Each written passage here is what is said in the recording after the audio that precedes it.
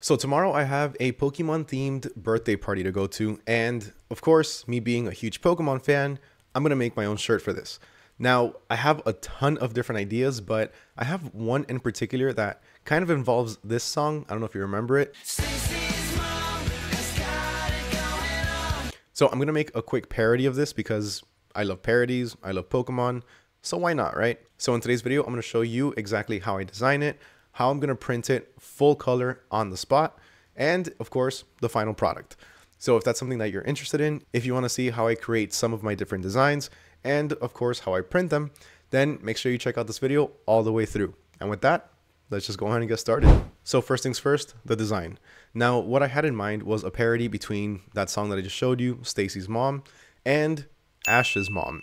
So I don't know if you all know about Pokemon, but there's this huge thing about Ash's mom in the show, about her being a little bit of a very nice person. So I decided, you know what, let me make a quick parody of this. So first things first, the first thing that I'm gonna need is the font. So I need to figure out how I'm gonna write all of my text in the Pokemon font.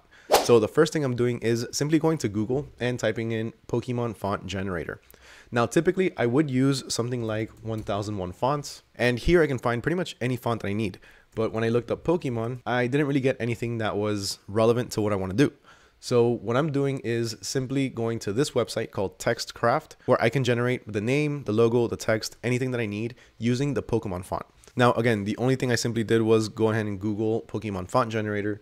And this was the fourth option down. But if you want to check this out, it's going to be down in the description below. So to use this, it's very, very simple.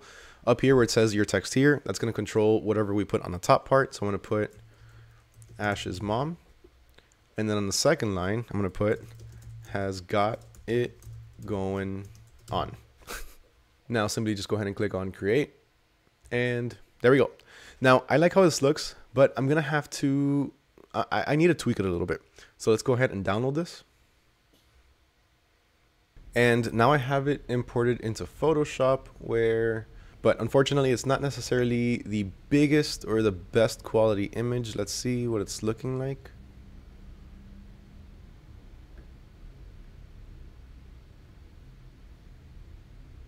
So 8:3, yeah, it'll work. So now let me just go ahead and open up a new file, which is going to be the size of the paper or the media that I'm going to be printing on, which it's actually going to be A4 legal because I'm going to be using my Uninet iColor 560 white toner printer. So in this case, it's going to be 8.26 by 14. So let's go ahead and create that. Actually, I kind of messed up. It was supposed to be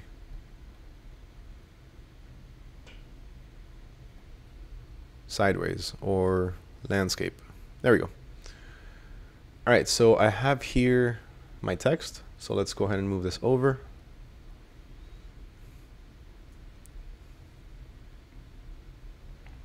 Now, of course, I'm going to go ahead and need an image of Ash's mom.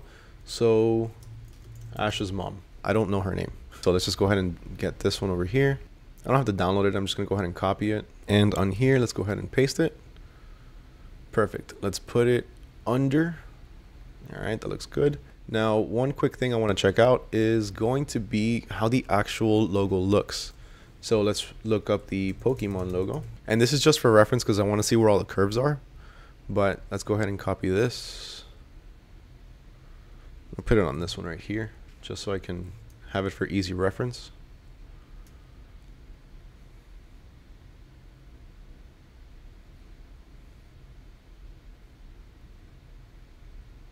All right, so the logo itself has a bit of a curve. The entire thing actually has a bit of a curve. So let's do this. I'm going to go ahead and select the has got it going on text. And I'm going to go ahead and click on layer via cut. So that way it creates it into its own separate layer. Now I have the freedom to do whatever I want with this. So I'm just going to put it under. And I'm going to stretch it out a little bit. Well, actually a lot of it. So it takes up almost the whole thing. Now I'm going to put it under there. Let's do that. I think that looks pretty good. Actually, right there looks pretty good. Now let's go ahead and take both. So I'm going to click on the top one and the bottom one. And then up here, I'm going to go ahead and right click on the two layers on the right. And I'm going to simply click on merge layers. Now I'm going to do Control T, and I'm going to give it a little bit of an arch or an arc, however you pronounce it. Now for this, it has it under custom over here where it says warp. I'm just going to switch it to arc, and I'm going to make it a lot smaller because it's not that big. And something along the lines like this. This looks pretty good. Press enter, and I'm just going to go ahead and center both of them. Control T one more time, and I'm holding down shift so everything can stay even when I'm scaling it, when I'm making it bigger. And that looks good like that. Now what's not going to work is the shadow down here. So let's go ahead and delete that. So I'm going to select my layer, which is going to be the text layer, the Ash's mom. And I'm just going to go ahead and delete that around it. Should be fairly simple. There you go. It does have a little bit left over, so let's just zoom in and do a little bit of cleanup. It's going to have some rough edges, and honestly, it's not bothering me just because, you know, it's for me. So I'm just doing a quick cleanup here.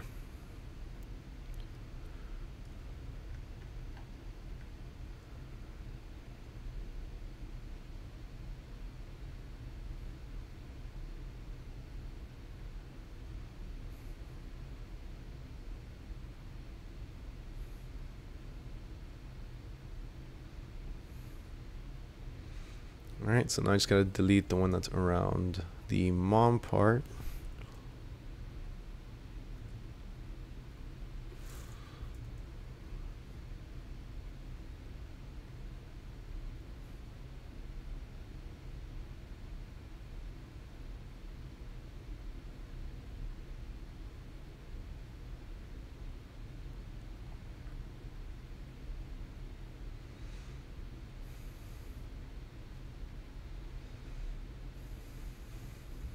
And all right, that looks pretty good.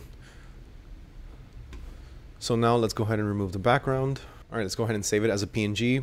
As always, remember to save as a PNG so that way it doesn't come out with a background. All right, so now I'm gonna go ahead and open the iColor Pro Rep Essentials, and I do need to do an update, but you can remind me about that later. And I'm gonna set everything to the appropriate settings. So this is an overprint. It's going to be A4 legal. And that's it. Drag and drop. All right, now I need to turn this. So let's go ahead and rotate it. Let's go ahead and remove the extra space, the extra blank space around it. And then we can use this to fill the entire platen.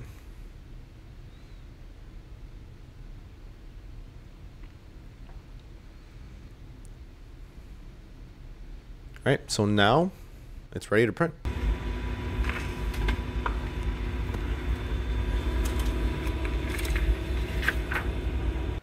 All right, now that we have our transfer done, let's go ahead and marry it to our adhesive sheet. Without this sheet right here, without this white one, we can't stick it onto the t-shirt. So to do this, all we need to do is simply stick it in the heat press.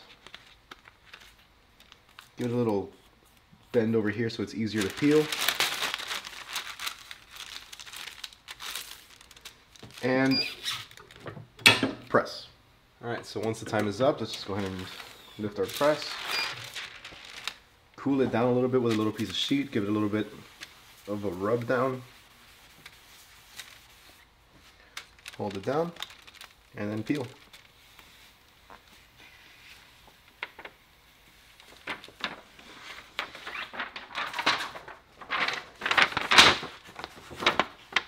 You can see the outline of the adhesive there of the actual design.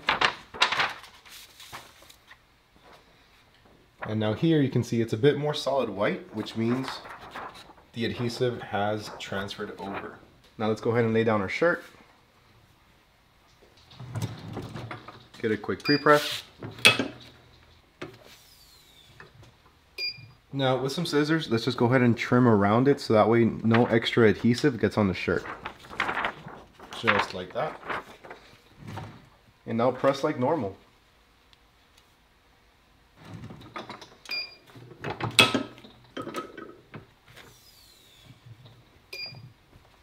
Now we gotta let it cool before we peel. So once it's cool to the touch, we can go ahead and start peeling.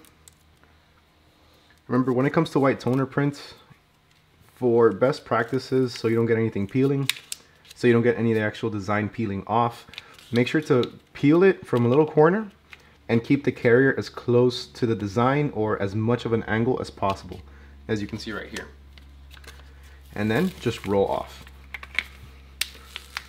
It's just gonna make it a lot easier. So that way none of the design comes off. There you go. You can see the whole thing came off. Design is on here. Now this in itself actually feels a lot like plastic, and it's very shiny and it's not gonna last. So for this, what we need to do is just go ahead and give it a post press.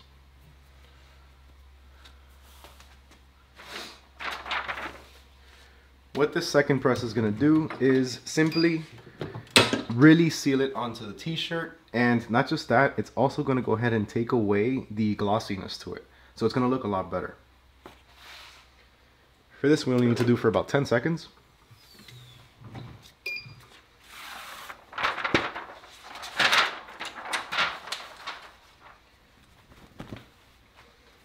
And that's it. As you can see, the shininess or the glossiness is gone.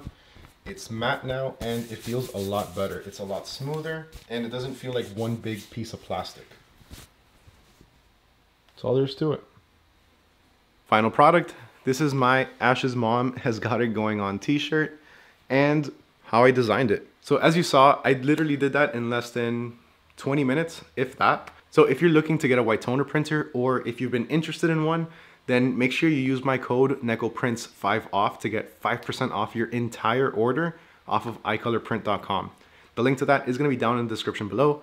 Quick note, it is an affiliate link, so if you make a purchase, I will get a small commission. So what did you think of today's video? Let me know down in the comments below. Have you used a white toner printer before? Have you ever had that issue where you need a shirt for tomorrow, but you don't know how to print it?